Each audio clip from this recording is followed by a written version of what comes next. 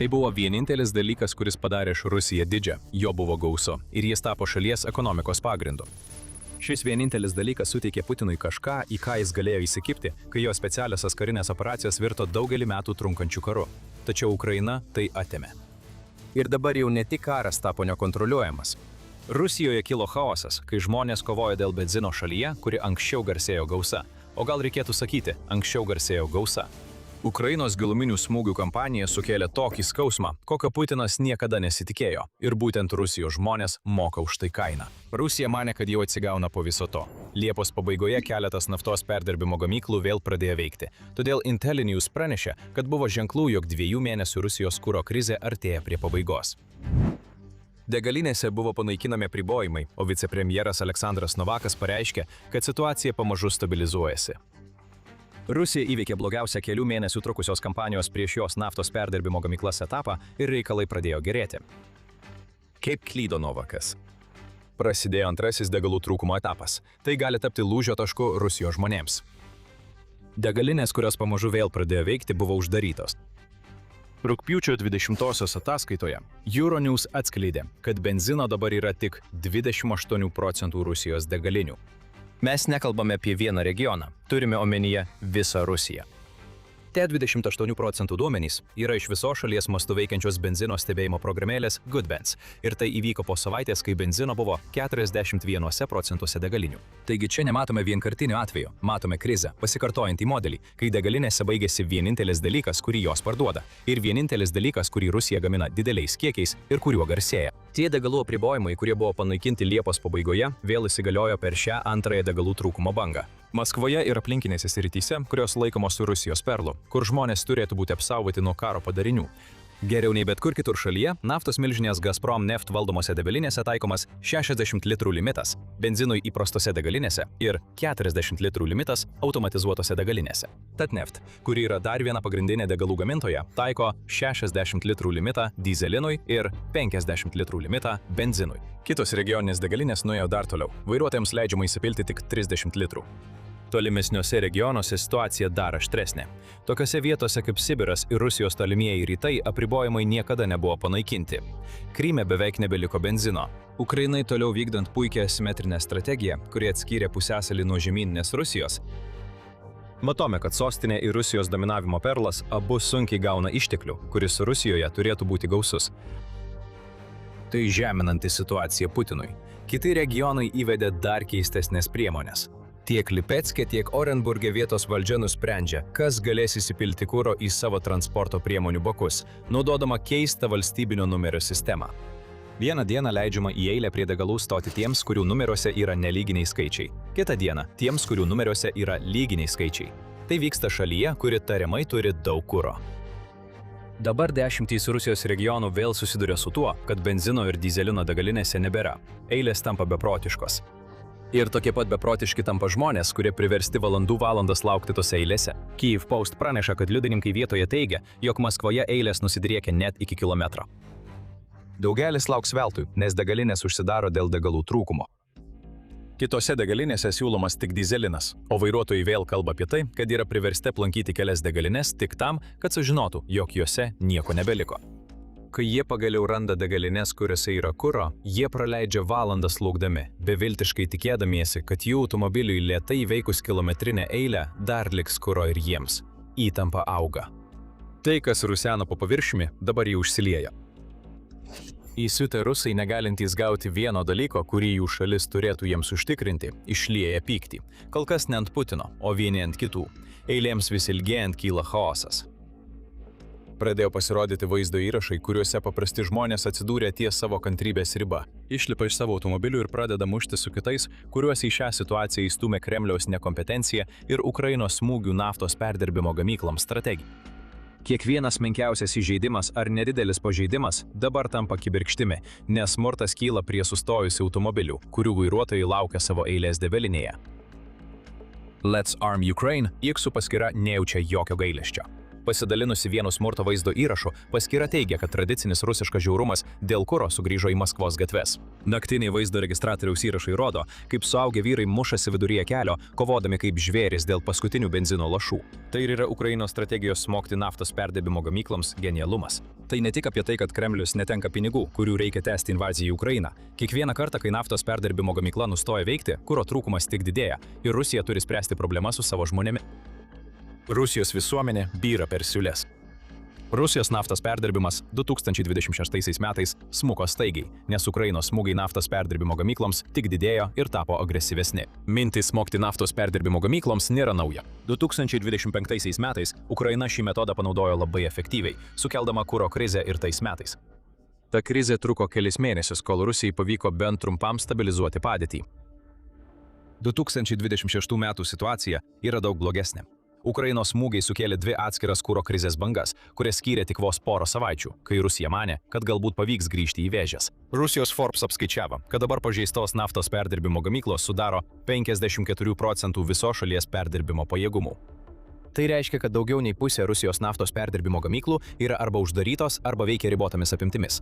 Kasdienė kuro gamyba yra tokia maža, kad susidarė deficitas. Liepos mėnesį benzino gamyba sumažėjo iki maždaug 80 000 tonų, kai tuo tarpu sezoninis poreikis siekia iki 120 000 tonų procentų per mėnesį. Trumpai tariant, tai reiškia, kad Rusija gamina 35% mažiau benzino, nei reikia jos gyventojams, todėl ir matome eilės. Putinas situaciją apibūdina kaip nekritinę, jis meluoja. Iki rugpjūčio pradžios Rusijos naftos perdirbimas buvo nukritęs iki žemiausio lygio per 24 metus ir visa tai dėl Ukrainos dronų smūgių. Liepos mėnesį Rusijos naftos perdirbimo gamyklos perdirbo 3,6 milijono barelių žaliavinės naftos per dieną, o tai yra mažiau nei vidutiniškai 5,3–5,6 milijono barelių per dieną laikotarpiu nuo 2020 iki 2025 metų. Rusija nieko panašaus nematė nuo 2002 metų gegužės ir situacija tik blogėja. Liepos mėnesį Ukraina smogė 18 Rusijos naftos perdirbimo gamyklų, o svarbiausias įvykis buvo rekordinė – 2500 km ataka prieš Omsko perdirbimo gamyklą Sibire. Tačiau problema kelia ne tik tai, kiek perdirbimo gamyklų yra atakuojama, svarbu ir tai, kaip Ukraina jas atakuoja. Ukraina ne tik smogė perdirbimo gamyklą ir tuo viskas nesibaigė. Kai perdirbimo gamykla yra atakuojama, ji tampa pakartotinių smūgių taikiniu. Riazanės perdirbimo gamykla yra puikus pavyzdys. Nuo Liepos 29-osios ši gamykla susiduria su sustabdytu arba sutrikusiu perdirbimu, nes Ukrainos dronai vis atakuoja. Tas pats vyksta ir Volgogrado bei Saratovo perdirbimo gamyklose. Ukraina smogia vieną kartą, padaro žalos, o tada smogia vėl, neleisdama remonto brigadoms pradėti darbų, todėl perdirbimo gamyklos neveikia dar ilgiau. Ir tai paveikia ne tik kurą. Kaip pažymė United 24 savo rugpjūčio 19-osios ataskaitoje, variklio alyvos kaina Rusijoje išaugo net 100%. Net jei rusas gali įsipilti benzino į savo baką, šie pagrindinių tepalų kainų šuoliai daro paprastą automobilio priežiūrą brangesnę nei bet kada anksčiau. Vidutinis vairuotojas jausis tarsi puolamas iš visų pusių. Ir visa tai dėl dronų, skrendančių į naftos perdirbimo gamyklas dešimtis, jei ne šimtus kilometrų nuo vietos, kurioje jis jaučia šį skausmą. Vienintelė tų vairuotojų viltis bus, kad Kremlius turi kokių nors sprendimų, kurie padėtų užbaigti visą šį kuro chaosą. Dėl to, Kremlius tikrai turi sprendimų, bet jie nėra tokie, kokių norėtų paprastas Rusijos gyventojas. Represijos, akivaizdus melai ir visiškas virsmas iš kuro milžino į desperatišką importuotoją – tai viskas, ką Kremlius gali pasiūlyti. Bet prieš pradedant visą tai nagrinėti, primenu, kad žiūrite karinę laidą. Jei gaunate naudingos informacijos iš šio kanalo, nepamirškite prenumeruoti ir įjungti pranešimų, kad nepraleistumėte nė vieno mūsų vaizdo įrašo. Rusijos dabartinis sprendimas dėl chaoso eilėse prie degalinių – imtis represijų. Rugpjūčio 21-osios ataskaitoje The Independent pranešė, kad Putinas liepė areštuoti rusus, kurie skundžiasi degalų trūkumu. Ir yra keletas pavyzdžių. Prisiminkite Volgogradą, regioną, kuriame dėl pakartotinių smūgių naftos perdirbimo gamykla buvo sustabdyta. Ten policija sulaikė 5 žmonės vien už tai, kad jie nufilmavo vaizdo kreipimąsi į Rusijos tyrimų komiteto vadovą Aleksandrą Bastrykiną.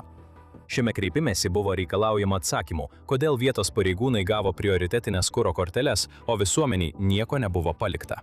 Kremlius tai pavadino nesankcionuotų viešų susirinkimų ir buvo paskirtos baudos.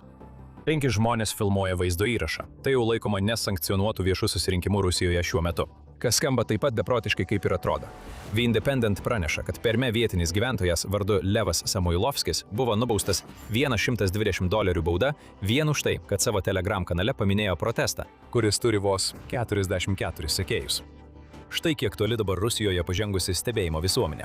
Vyras, kuris beveik neturi socialinių tinklų paskyrų, vis tiek yra sekamas ir baudžiamas vien už tai, kad iškėlė galimybę galbūt, tik galbūt, kartu su kitais pasiskųsti dėl to, ką Putino karas atnešė Rusijos žmonėms. Tai yra bauginimas, kitaip to nepavadinsi.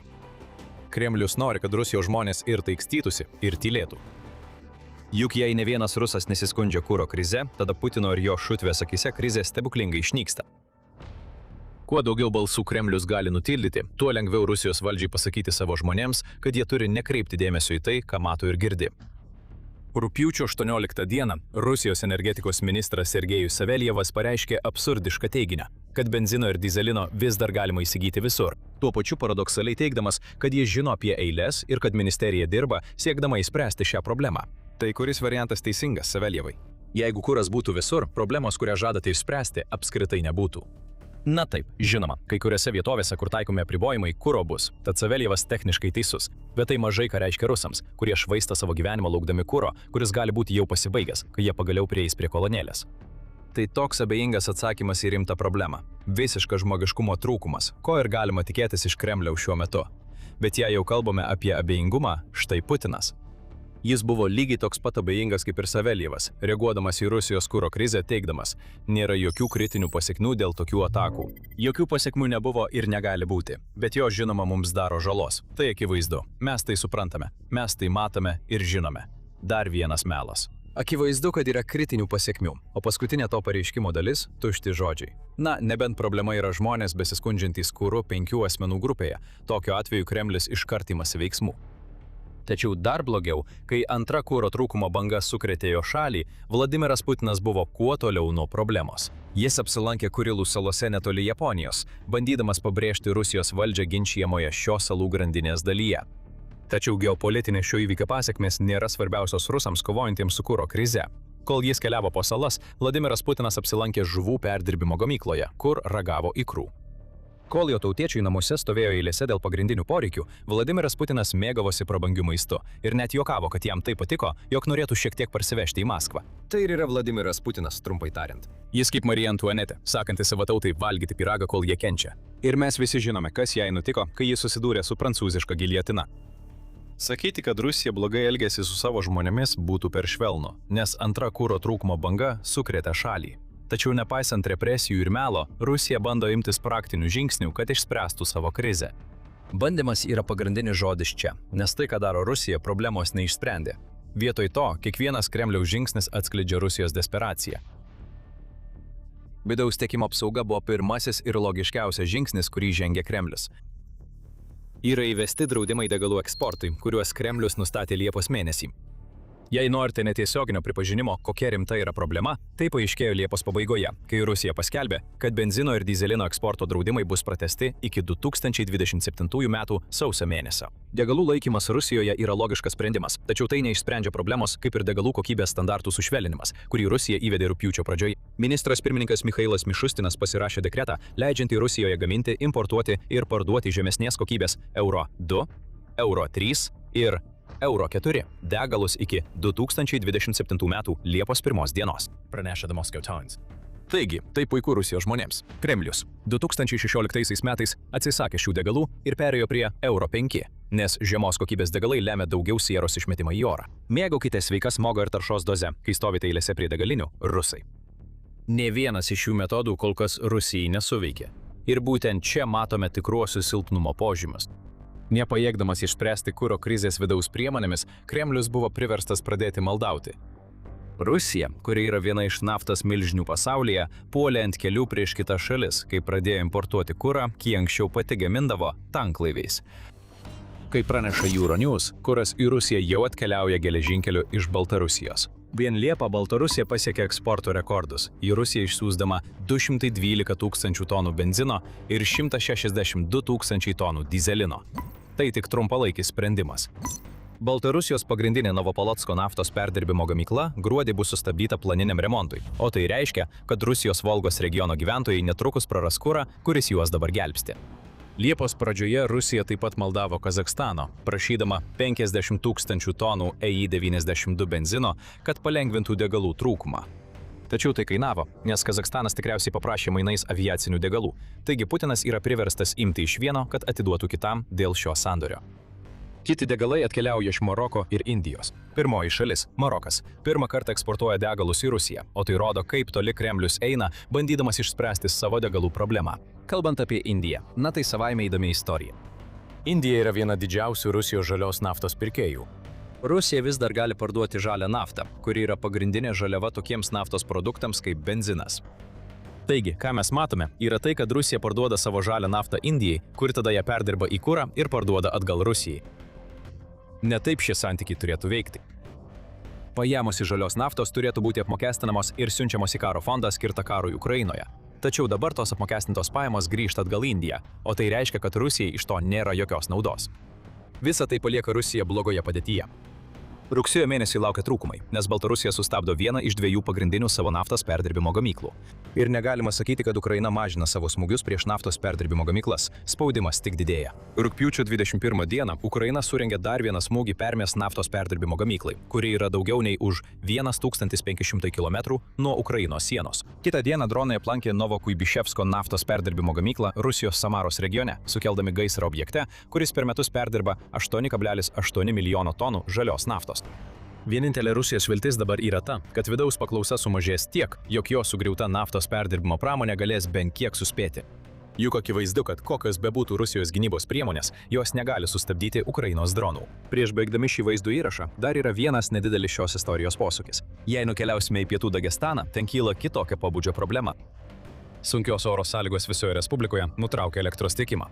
Rugpjūčio 10 dieną vienas incidentas paliko 77 Dagestano gyvenvietės be elektros. Kodėl tai svarbu? Dagestanas yra Rusijos federacijos respublika, o jos gyventojai nėra patenkinti. Elektros tiekimo sutrikimai prasidėjo rugpjūčio 6 dieną ir sukėlė protestų bangas. Vienu metu minios užtvindė gatves ir visiškai sustabdė eismą. Valdžia bandė viską, ką galėjo, kad nuramintų protestus. Žmonių buvo prašoma nenaudoti daug elektros energijos reikalaujančių prietaisų, o valdžios atstovai tvirtino, kad dėl visko kalti gedimai. Tačiau nuo rugpjūčio 6 iki 13 dienos Dagestano gyventojai buvo pastatę 3 barikadas. 2 iš 3 atvejų paveiktuose regionuose elektros tiekimas buvo atkurtas greičiau, nei būtų buvę be protestų. Visą tai minime dėl paprastos priežasties. Tai, kas ką tik įvyko Dagestane, yra ženklas, kad pakankamai dideli protestai Rusijos regione gali priversti valdžią keistis. Dagestanas, kaip ir daugelis regionų, kuriuos dabar paveikė Rusijos kuro krizė, yra Rusijos pakraštyje. Jis nėra arti Maskvos, todėl jo finansavimas nėra prioritetas. Tačiau žmonių jėga privertė imtis pokyčių. Galbūt kitose regionuose už Maskvos ribų bus rusų stovinčių eilėse prie degalinių, kurie apie tai išgirs ir atkreips dėmesį, ir jie gali pradėti galvoti. Na, jei tai suveikia Dagestane, gali suveikti ir čia. Juk vienintelis dalykas, dėl kurio Rusija buvo didi, buvo atimtas Ukrainos. Ir vienintelė priežastis, kodėl taip nutiko, yra ta, kad Putinas pradėjo karą, kurio negali užbaigti. Galbūt netrukus pamatysime, kaip žmonės visoje Rusijoje renkasi tam, kad praneštų Kremliui, ką jie iš tikrųjų galvoja apie tai, kas su jais vyksta. Tada Putinui teks nerimauti ne dėl chaoso degalinio eilėse, tai bus maištas prieš Kremlių. Ir kai visi šie trūkumai apima Rusiją, Kremliui fronte sekasi ne ką geriau. Ukraina pasiekė proveržių pietuose, atsiėmė 10 gyvenviečių, išlaisvino teritorijas ir padarė didelių nuostolių priešui. Apie tai galite sužinoti daugiau, jei pažiūrėsite mūsų vaizdo įrašą. Bet prieš išeidami, ar jums patinka mūsų reportažai? Prenumeruokite ir pasidalinkite savo mintimis komentaruose. Jei norite paremti tikruosius žmonės, kurie kuria šį kanalą, apsvarstykite galimybę tapti nariu ir gauti išskirtinio turinio. Ačiū, kad žiūrite.